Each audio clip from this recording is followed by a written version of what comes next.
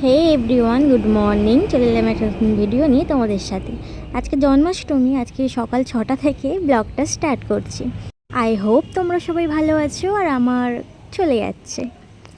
তো সকাল 6টার সময় বাজারে চলে গিয়েছি। এখনও বাজারে হাফ দোকানই খোলেনি, তো ফল দোকান থেকে 5 রকম ফল নিয়ে নিয়েছি। তারপরে চলে গেছি ফুল দোকানে। তো ওখান থেকে আমি একটাই ফুলের মালা নিয়েছি। দেন চলে যাবো এবার মিষ্টি দোকানে, কিছু মিষ্টি নেওয়ার আছে। তো তারপরে চলে গেছি মিষ্টি দোকানে, 5 রকম মিষ্টি নিয়েছি, একটা দই নিয়েছি।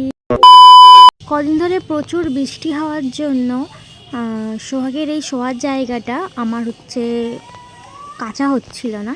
তো আজকে দেখছি ভালোই রোদ বেরিয়েছে, চলো এটাকে এখন একটু সার্ফ দিয়ে কেচে নেব। আর ঠাকুরের আজকে যা যাবতীয় বাসন লাগবে সেগুলো আজকে মেজে আলাদাভাবে সরিয়ে রাখবো।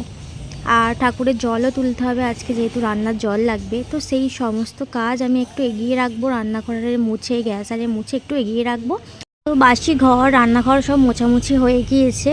আর বাইরেটা দেখো কি পরিমাণ রোদ বেরিয়েছে আজকে, বাপরে বাপ। তো এখন ফুল তুলবো না, ফুলগুলো শুকিয়ে যাবে যখন একেবারে পুজোয় বসবো। তার আগে আমি সোহাগে স্নান করানোর আগে আমি ফুলগুলো তুলে নেব। বিছানাটা এখনও গুছোইনি জানো। আসলে সকালবেলা জল আসতেই তাড়াহুড়ো করে জলের কাজগুলো করে নিয়েছি। আর এখন আর শরীরটা টানছে না, প্রচণ্ড কষ্ট হচ্ছে। তাই এখানে একটু বসে পড়েছি। এখন মনে হচ্ছে বুঝলে যে একেবারে এতটা কাজ করা উচিত। যাই হোক, একটু আগেই তোমাদের দেখালাম কি পরিমাণ রোদ বেরিয়েছে। আর এখন ওয়েদারটা দেখো কেমন মেঘলা হয়ে আছে। তো নার্সারিতে যাবো করে যাওয়াই হচ্ছিল না। আমার খুব ইচ্ছা ছিল যে সাদা জবা ফুলের গাছ বসাবো। তো রাস্তার ধারে একটা গাছ দেখতে পেয়েছিলাম, সেখান থেকে আমি একটা ডাল ভেঙে নিয়ে এসেছি। আর এই যে আমার একটা বন্ধু দুটো নারকেল জোগাড় করে দিয়েছে আজকের জন্য। ওয়েদারটাও কিছু কাছের মানুষদের মতো, বুঝলে। এই রোদ হচ্ছে, এই বৃষ্টি হচ্ছে, এই আবহাওয়া চেঞ্জ হচ্ছে, মানে তাদের মতোই আর কি রূপ চেঞ্জ করে কাছের মানুষগুলো কিছু কিছু সময়। তোমরা ধরতেই পারবে না, সেরকম ওয়েদারটাও চেঞ্জ হচ্ছে। যাই হোক, ছাড়ো ওসব। তো কী কী জোগাড় করেছি সেগুলো তোমাদেরকে দেখায়।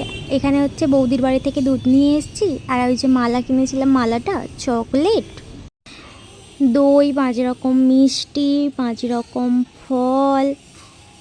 বলেছিলাম সোহাগের জামা হাতিবাগান থেকে পাইনি, তাই মিশো থেকে অর্ডার দিয়েছিলাম।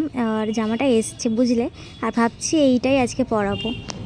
এখানে ভাজাভুজির সবজিটা আমি কেটে নেব। ওদিকে আবার মায়ের একটা কাজ পড়েছে জানো। মাকে এখন যেতে হবে মাসির বাড়ির কাছে, মানে অতটাও নয়, মাসি হাফ আসবে, মা হাফ যাবে। মাসিরা মানে ছোটো মাসি আর মেজো মাসি পিঠে করেছে, তাল ফুলুরি আরে করেছে, ওগুলো আনতে যাবে। তো আমি এগুলো কেটে রাখি, মা এলে তারপরে রান্নাগুলো শুরু করবো, বাদবাকি যেগুলো লাগবে। এই যে মা এখানে রান্নাটা বসিয়ে দিয়েছে। তো মা বললো কিছুটা রান্না এগিয়ে তারপরে যাবে, আবার এসে বাদবাকিটা কিছুটা করবে। তো এই যে এখানে পায়েস আর সুজি হচ্ছে। তো ওদিকে বৃষ্টিটা হালকা থেমেছে। এই সময় আমি ফুলগুলো তুলে নিই।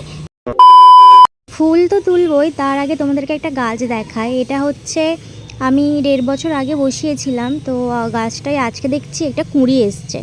এই গাছটা আমি ওই যে বিস্কুট কালার, মানে ঘিয়ে কালার যে জবাটা হয়, ওই কালার জবা ভেবেই বসিয়েছিলাম। কিন্তু এখন দেখছি এটাতে একটা লাল কালার কুঁড়ি এসছে। তো আমি বুঝতে পারছি না এটা কি নর্মাল লাল জবাটা নাকি থোকা ফুলটা হবে। আমাকে যদি কেউ জেনে থাকো তাহলে একটু কমেন্ট করে বলো। হ্যাঁ, এখনই বৃষ্টি হলো, আর এখন আবার দেখো কি পরিমাণ রোদ বেরিয়েছে। তো এই যে এই জবাটা অনেক দিন পরে হলো আবার একটা। যাই হোক, এটা আজকে আর তুলবো না, অনেক দিন পরে হয়েছে তো থাক গাছে। আমি ফেসবুকে দেখেছিলাম এরকম গরম ঘিতে আইস দিয়ে মাখন বানাচ্ছে। তো আমিও আজকে সেইটাই ফলো করব, জানি না হবে কি না। চলো ট্রাই করি, যদি হয় তাহলে তোমাদের দেখাবো, আর যদি নাও হয় তাও তোমাদের দেখাবো। সত্যিই কি অপূর্ব হয়েছে দেখো। এরপরে যে জলটা বেরিয়েছে ওটা আমি ফেলে নেব। তারপরে এই দেখো একটু ড্রাই ফ্রুট আর ওপরে একটু চিনি দিয়ে দিয়েছি, কি মিষ্টি লাগছে না। আমি এখানে বসে পড়েছি হচ্ছে সব কিছু রেডি করার জন্য, কারণ স্নান করার সময় যেন আমাকে কিছু না কিছু দরকারে উঠতে না হয়, তাই সব কিছু আগে থেকে রেডি করে ওর সাজের জিনিসগুলো সব কিছু রেডি করে জল আরে রেডি করে একেবারে স্নান করাতে বসবো। এখানে হচ্ছে আমি শুদ্ধিকরণ জলটা রেডি করে নিচ্ছি, নর্মাল জল আর গোলাপ জল আর অগরু দিয়েছি। আর এই পাত্রে হচ্ছে শোকসোনাকে স্নান করাবো, তো খালি পাত্রে শোকসোনাকে বসাবো না, তাই চন্দন আর তুলসী পাতা দিয়ে দিলাম। আর এখানে হচ্ছে আমি আগে আরতি করে নেব। আর এখানে হচ্ছে আমি দুধ, দই, ঘি সব কিছু রেডি করেছি। পঞ্চামৃত দিয়ে আমি স্নান করাবো না, কারণ পঞ্চামৃত দিয়ে স্নান করালে ওকে ভালোভাবে আমি মাখাতে পারি না সব কিছু, তাই হচ্ছে আমি একটা একটা উপকরণ দিয়ে ওকে হচ্ছে স্নান করাবো। তো চলো, তারপরে আমি হচ্ছে দই দিয়ে ভালো করে মাখিয়ে স্নান করাবো। আর এখানে আমি বলে রাখি, আমি হচ্ছে ভিডিওটা একটু ফাস্ট ফরওয়ার্ড করে দিয়েছি, কারণ এমনিতেই ভিডিওটা অনেকটা বড় হয়ে গেছে। আর অবশ্যই জল শঙ্খ দিয়ে সুয়াক্ষণাকে স্নান করাবো। এবারে শুদ্ধিকরণ জল দিয়ে ভালো করে সুয়াক্ষণাকে স্নান করিয়ে নেব। এবারে পুষ্প দিয়ে অভিষেক করিয়ে তারপর ভালো করে মুছিয়ে সুয়াক্ষণাকে খুব সুন্দর করে সাজিয়ে তোমাদের সামনে একেবারে আসছে। কি মিষ্টি লাগছে দেখো ওকে, দেখতে কি অপূর্ব, তাই না? চলো এবার ওর বাঁশিটা দিয়ে দিই, আর এবার ওকে একটু আয়না দর্পণ করিয়ে নেব। সোহাগসোনাও তো দেখবে তাকে কি সুন্দর লাগছে, তাই না?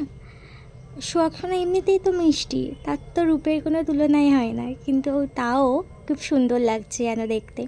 চলো এবারে ভোগগুলো এই থালার মধ্যে সাজিয়ে নিই। চলো এবার হচ্ছে প্রসাদ মানে যেটা সেবা দেব সেই থালা দুটো সাজিয়ে নিই। এখানে হচ্ছে একটাতে আমি মিষ্টি রেখেছি, মাখন, বাটার, দই, আর আরেকটাতে হচ্ছে ওই যে লুচি ও মানে সমস্ত ভাজা, ওগুলো হচ্ছে আরেকটাতে দেব। এই যে যতটা পেরেছি ততটা হচ্ছে জোগাড় করেছি, মানে যতটা সম্ভব হয়েছে। চলো এবার হচ্ছে আরতি করে নেব, তারপর কিছুক্ষণ এখান থেকে সরে যাব। সুয়াক্ষণাকে সেবা দিয়ে সরে যেতে হয়, আবার বেশ খানিকক্ষণ পরে এসে প্রসাদগুলো তুলে নেব। তোমরা সবাই একবার করে কমেন্টে বলে যেও রাধে রাধে।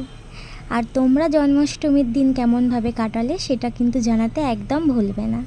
আর অবশ্যই কমেন্ট করবে আমার সোহাগসোনাকে কেমন লাগছে। খুব তাড়াতাড়ি আবারও দেখা হবে নতুন কোনো ভিডিওর সাথে, ততদিন সুস্থ থাকবে, ভালো থাকবে।